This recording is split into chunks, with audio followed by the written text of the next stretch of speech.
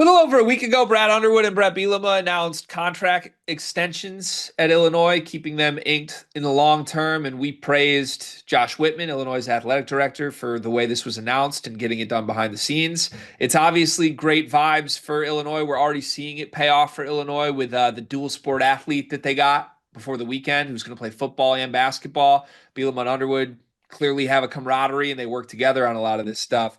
Some interesting intel on the nature of these extensions has dropped. And shout out to Jeremy Werner from Illini Inquirer for the reporting on this. Last night is the first time I saw this. In the update from Jeremy here, according to the Board of Trustees agenda documents, Brad Underwood has a non-compete clause now, meaning that any other college basketball program is not somewhere that he can work for the duration of this contract at Illinois.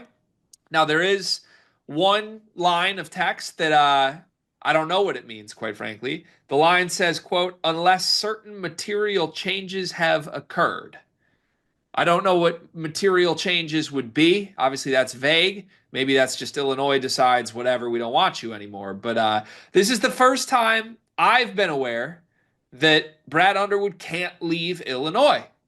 And I wish Carter Elliott was here because anytime this conversation comes up, Carter insinuates that at some point Brad Underwood will leave Illinois for the Texas job. Carter has always believed that's where he would end up.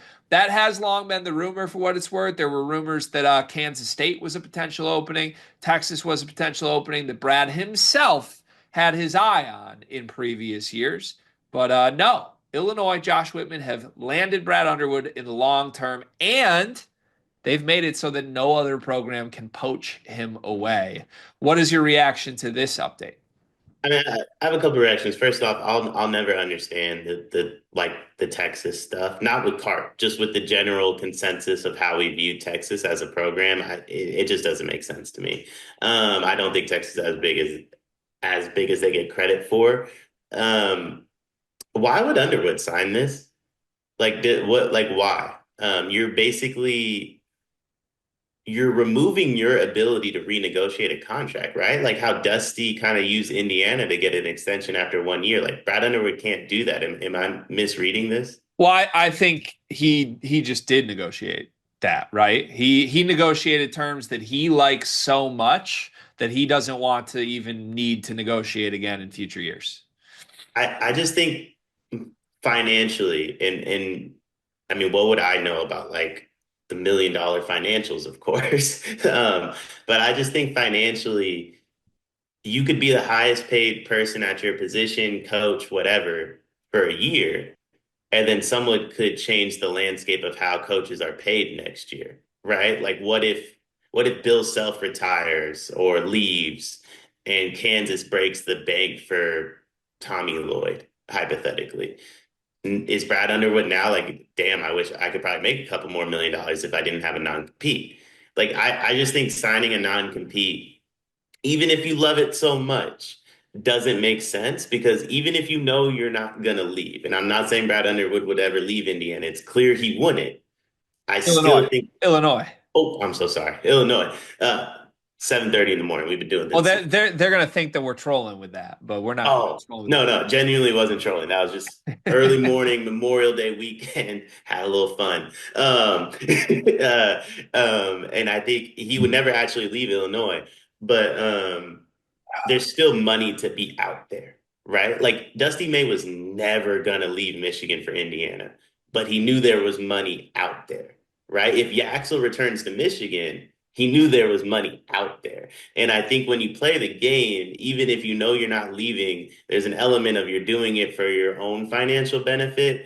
And to remove that, although if you're Illinois, you love that. If you're an Illinois fan, you love it because you have nothing to be concerned about.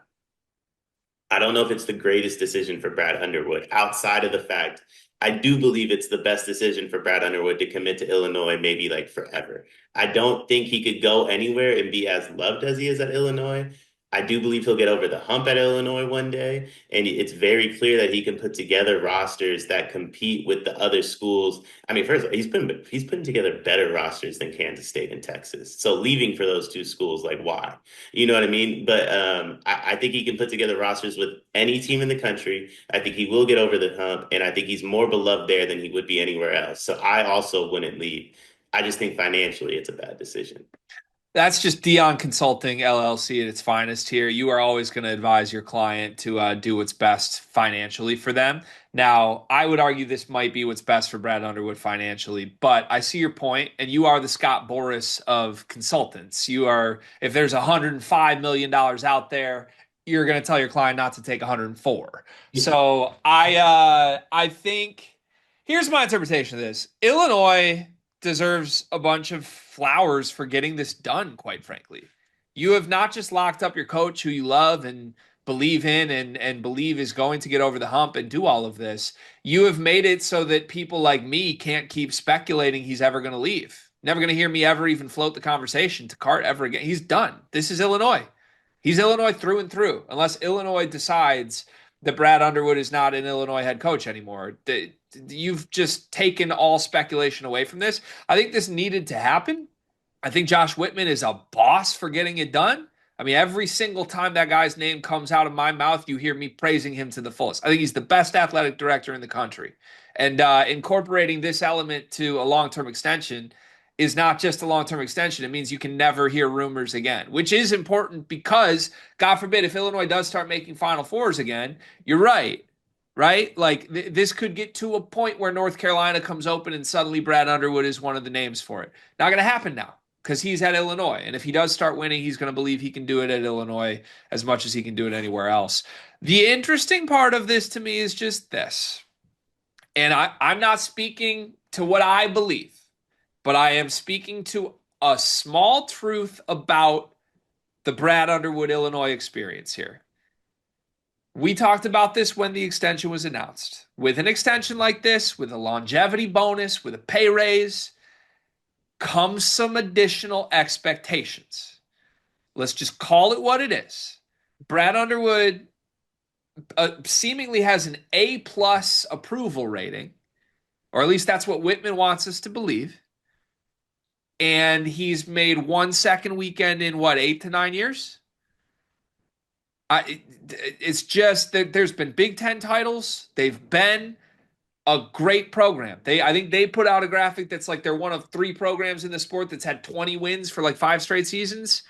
That's great. If you measure yourself off of being good, not great, then you will be very happy with what Brad Underwood has given you. But if I'm an Illinois fan, and I've heard this from even the Illinois fans who are Brad Underwood guys through and through, the ones that I have talked to, there is an element of, is he ever going to get over the hump? And the way this contract is structured to me, he gets bonuses even if he doesn't get over the hump. Like it's just about making the NCAA tournament. And you keep getting extensions and retentions and bonuses.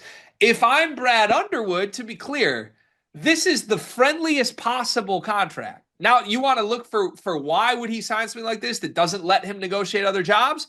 Because Illinois will keep giving me raises to just be good.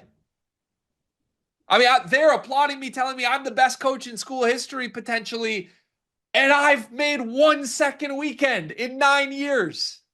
Like, this just wouldn't happen at other places. And that's not meant as disrespect from me to Illinois. To be clear, I think they did a great job inking him long-term, and Brad Underwood is the guy to get over the hump. But what happens if he doesn't get over the hump? Because the way he's building this roster, also to be clear, is going to put more pressure on him than when he was landing the state of Illinois kids.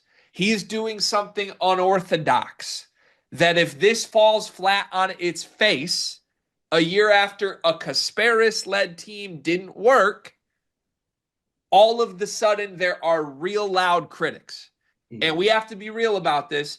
Even before this extension was signed, there were some loud critics within the Illinois fan base. I said it was an A approval rating. I said that's what Josh Whitman wants us to believe.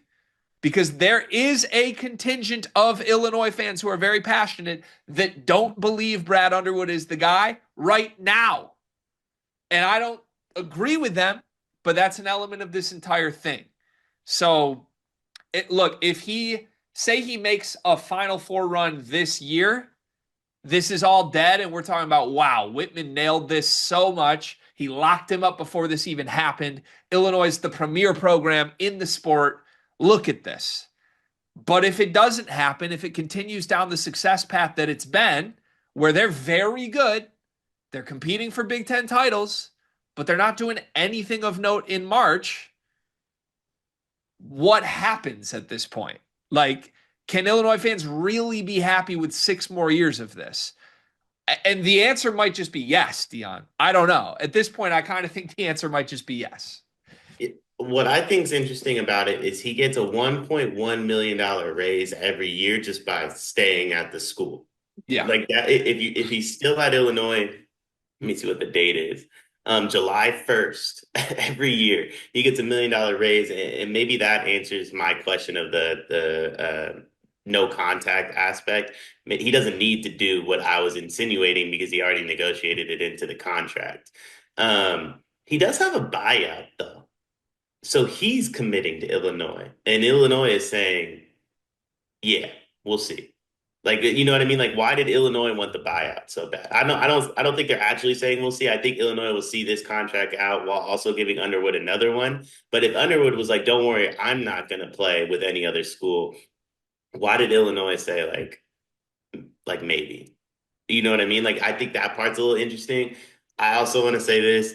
We're a college basketball podcast. We love college basketball. The fact Bielema makes double what Underwood makes almost, that might be the most insane thing I think I've ever seen in my life. It's not double, it's more, but It's it's isn't it 7.7 to 4?